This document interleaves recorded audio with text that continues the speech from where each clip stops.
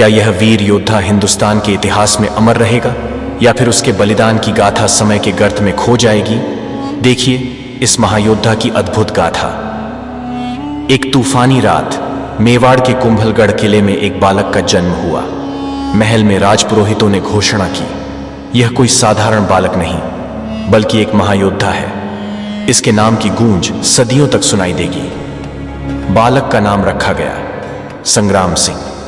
यह वही संग्राम सिंह था जो आगे चलकर महाराणा सांगा के नाम से प्रसिद्ध हुआ।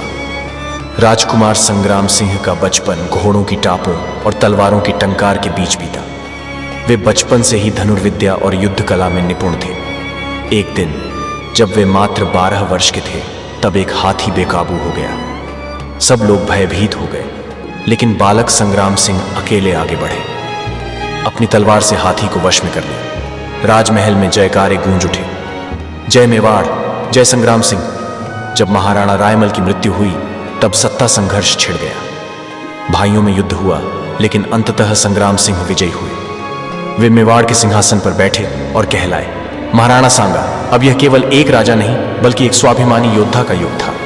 क्या महाराणा सांगा अपने शौर्य से इतिहास बदल देंगे या फिर किसी षड्यंत्र का शिकार हो जाएंगे? महाराणा सांगा के सिंहासन पर बैठते ही पूरे मेवाड़ में नया जोश भर गया। वे केवल एक राजा नहीं बल्कि एक सेनापति थे। युद्ध क्षेत्र के महारथी शत्रु भयभीत थे। दिल्ली का सुल्तान इब्राहिम लोदी और गुजरात का सुल्तान बहादुर शाह, दोनों ही सांगा की बढ़ती शक्ति से डरने लगे। इब्राहिम लोदी ने अपने दरबार में कहा, अगर इस राजपूत को नहीं रोका गया तो पूरा हिंदुस्तान हमारे हाथ से निकल जाएगा। लेकिन महाराणा सांगा निर्भीक थे। उन्होंने घोषणा की, अगर दिल्ली की सल्तनत को हिंदुस्तान पर हक जमाने का हौसला है तो पहले मेवाड़ की तलवार से पार पाना होगा। 1527 का वर्ष था। राणा सांगा की सेनाएं बढ़ रही थीं। मेवाड़, मारवाड़, अंबर और कई राजपूताने एकजुट हो चुके थे। लेकिन तभी एक नया शत्रु आ गया। बाबर महाराणा सांगा को बताया गया, बाबर हिंदुस्तान पर चढ़ आया है। उसकी सेना में तोपें हैं, विदेशी घुड़सवार है, वह अजय है। लेकिन महाराणा सांगा हंसे और बोले, अजय? कोई भी मुगल मेरी तलवार के आगे अजय नहीं। उन्होंने अपनी सेना को तैयार किया। पूरे रणभूमि में गूंज उठी, हर हर महादेव। क्या महाराणा सांगा बाबर को हराकर हिंदुस्तान को राजपूतों की ताकत दिखा पाएंगे या फिर इतिहास करवट लेने वाला है? सूरज उग चुका था।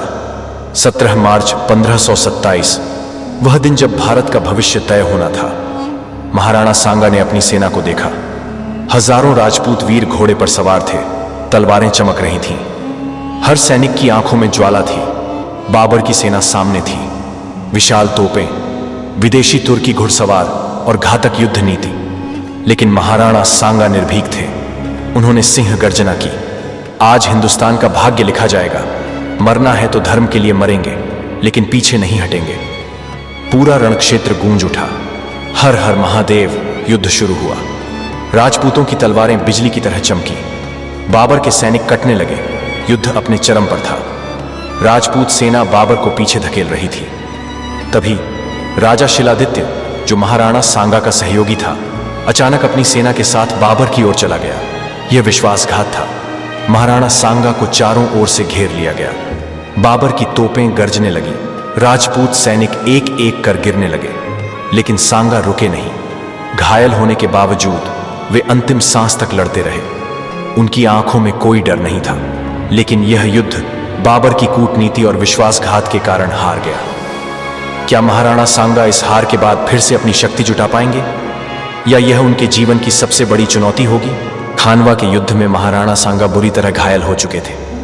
उनके शरीर पर दर्जनों घाव थे। तलवार से कटी हुई एक आंख, टूटे हुए हाथ और तीरों से छलनी शरीर, लेकिन उनका हृदय अभी भी अडिग था। सेनापति उदयभान ने घबराकर कहा, महाराज, अब हमें चित्तौड़ लौटना होगा। यह युद्ध अब हमारे पक्ष में नहीं है। लेकिन महाराणा सांगा की आंखों में ज्वाला थी। उन्होंने रक्त से सने चेहरे के साथ गरज कर कहा, राजपूत कभी पराजित नहीं होता।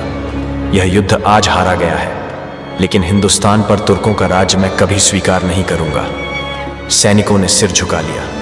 युद्ध भूमि से वापस लौटने का आदेश दिया गया, लेकिन हर सैनिक के हृदय में बदले की ज्वाला धधक रही थी। चित्तौड़ पहुंचने के बाद महाराणा सांगा ने प्रतिज्ञा ली, कि जब तक बाबर को भारत से बाहर नहीं निकाल देंगे तब तक चैन से नहीं बैठेंगे। उन्होंने अपनी सेनाओं को पुनर्गठित करना शुरू किया।